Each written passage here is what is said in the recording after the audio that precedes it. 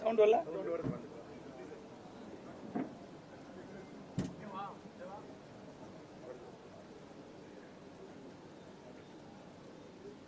சட்டமன்றத்தில் அப்பொழுது எதிர்க்கட்சி தலைவராக இருந்த ஸ்டாலின், இன்றைய முதலமைச்சர் ஸ்டாலின், அவருடைய சட்டப்பேரவை உறுப்பினர் சட்டமன்றத்திலே எப்படி நடந்து கொண்டார்கள் என்று வரலாறு சொல்லு. என்னப்பா சவுண்ட் இல்லை, ஒண்ணு இல்லை.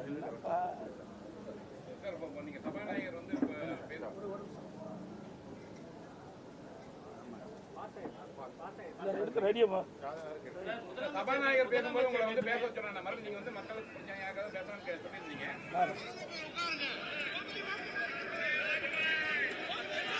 சட்டப்பேரவையில் திராவிட முன்னேற்ற கழகம் எப்படி நடந்து கொண்டார்கள், எப்படி மரபை கடைபிடித்தார்கள் என்பதை நாட்டு மக்கள் அறிந்திருக்கின்றார்கள். மீண்டும் மக்களுக்கு ஞாபகப்படுத்துகின்ற விதமாக இதை நான் காட்டுறேன்.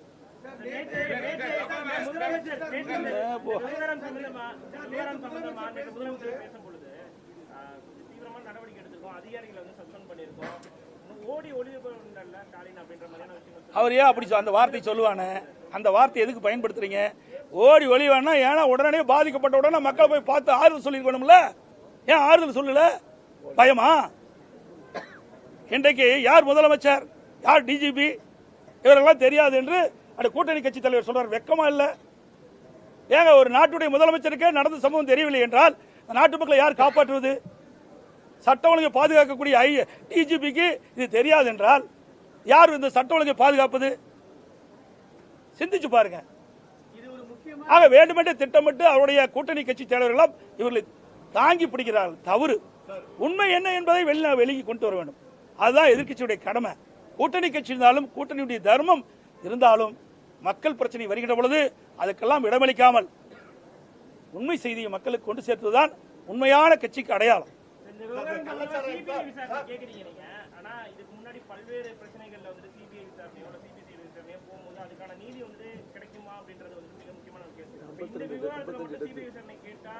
அதாவது இதுல என்னன்னா ஆளுங்கட்சியை சேர்ந்தவர்கள் சம்பந்தப்பட்டிருக்கிறாங்க. அதுல 2 மாநிலத்துடைய பிரச்சனை. இதுல மெத்தனால்ங்கிறார், மெத்தனால் ஆந்திராவிலிருந்து வந்துங்கிறாங்க. ஆகவே சிபிசிஐடி இதில் விசாரிக்க முடியாது. அதனாலதான் சிபிஐ விசாரிக்கணும்னு சொல்றோம். ஆக சிபிசிஐடி விசாரிக்கிறதுக்கு மற்ற மாநிலத்துக்கு அதிகாரம் கிடையாது. ஆக சிபிஐ இருந்தா ஆளுங்கட்சி சேர்ந்தவர்கள் இருந்தாலும் கூட நியாயம் கிடைக்கும், உண்மை குற்றவாளி கண்டுபிடிக்க முடியும். இன்றைக்கு மற்ற அண்டை மாநிலம் இதில் சம்பந்தப்பட்டிருக்கிற காரணத்தால் இந்த வழக்கை சிபிஐ ஒப்படைக்க வேண்டும் என்பதுதான் என்னுடைய கோரிக்கை. சபாநாயகர் வந்து நீங்க வந்து மக்கள் பிரச்சனை என்ன சொன்னா மக்கள் பிரச்சனைக்காக நான் பேச பண்ணி சொல்லியும் சரி பேச விடுறான்னு மறுபடியும் சொல்லிட்டு மறுபடியும் உங்களை அவர் பேசும்பொழுது உன்ன சபை மரபுன்னாங்க. இப்போ சபாநாயகர் நடவடிக்கை பத்தி இந்த விஷயத்துல சபாநாயகர் நடவடிக்கை, அதாவது அவருடைய கருத்தை பதிவிக்கிறார், வேற ஒன்றும் கிடையாது. எங்களை பேச விடல.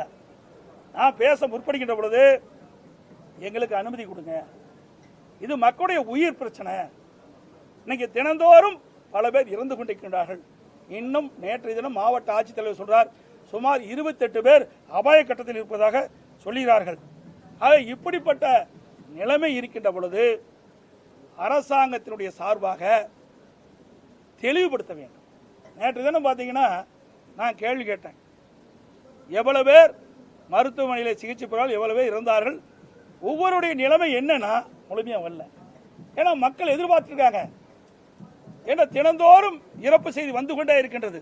அது மட்டும் இல்ல, மாவட்ட ஆட்சித்தலைவர் சொல்றார் இன்னும் 28 பேர் அபாய கட்டத்தில் இருப்பதா சொல்றாங்க. ஆக ஒவ்வொரு நாளும் முக்கிய பிரச்சனையா இருக்கின்ற காரணத்தில் அரசாங்கத்தின் சார்பாக இன்றைக்கு சிகிச்சை பெறக்கூடிய நிலைமையை வெளியிடப்பட வேண்டும். இப்படிப்பட்ட கருத்தெல்லாம் அவையிலே தெரிவித்து அரசாங்கத்தின் சார்பாக பதில் பெற வேண்டும் என்பதுதான் எங்களுடைய நோக்கம். அதற்காக தான் நான் கேட்டேன். ஆனா அவர் அனுமதி கொடுக்கிற மாதிரி சொல்லி பேசி அவருடைய கருத்து பதிவு பண்ணிட்டார். இதுதான் உண்மை. எங்களுக்கு அனுமதி மறுத்து விட்டார். நேற்று காங்கிரஸ் சட்டமன்ற பேசும்போது இதுக்கு மேல அரசு என்ன நடவடிக்கை எடுக்க முடியும், எல்லா நடவடிக்கை எடுத்தாச்சு அப்படின்னு சொல்லி பேசிட்டு சரி, ஆமா அவர் என்ன 25 வருஷம் குத்தகை போய் சரண் அடைஞ்சிட்டார். திராவிட முன்னேற்ற கழக கட்சிக்கு 25 ஆண்டு கால ஒப்பந்தம் போட்டுட்டார். அதனால அப்படித்தான் அவர் பேச முடியும். நாட்டு மக்கள் மீது அக்கறை இல்லை. இன்றைக்கு ஒரு காங்கிரஸ் கட்சிங்கிற ஒரு தேசிய கட்சி நூற்றாண்டு விழா அதுதான் எதிர்கட்சி தான், எதிர்கட்சி மாதிரி நினைக்கிறாங்க. அவர்தான் 25 வருஷம் ஒப்பந்தம் போட்டாங்க, எப்படி பேச முடியும்? 25 ஆண்டு காலம் நாங்கள் கூட்டணியில் தொடர்வோம். அப்ப 25 ஆண்டு கூட்டணியில் தொடங்கின்ற பொழுது அப்ப என்ன பேசணும்? அவர்கள் என்ன சொல்றாங்களோ அதைத்தான் பேச முடியும். இவர்களால் தன்னிச்சையாக பேச முடியாது. இன்றைக்கு காங்கிரஸ் பேர் இயக்கம், இன்றைக்கு தேசிய கட்சி, மக்களுடைய பிரச்சனை, மக்களுடைய உயிர் பிரச்சனை, இதை கவனமா எடுத்து என்ன நடந்தது, அதற்கு என்ன நடவடிக்கை எடுக்க துணிச்சலோடு பேசியிருந்தா உண்மையான எதிர்கட்சியை பார்ப்பாங்க. காங்கிரஸ் கட்சிக்கு மரியாதை உண்டு.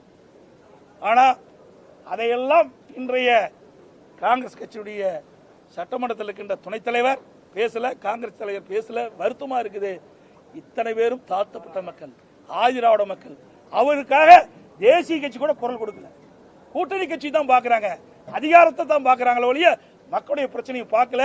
இதெல்லாம் மக்கள் பார்த்து கொண்டிருக்கின்றார்கள். தேர்தல் வருகின்ற பொழுது அவர்களுக்கு உரிய நேரத்தில் உரிய தண்டனை வழங்குவார்கள். நன்றி, வணக்கம்.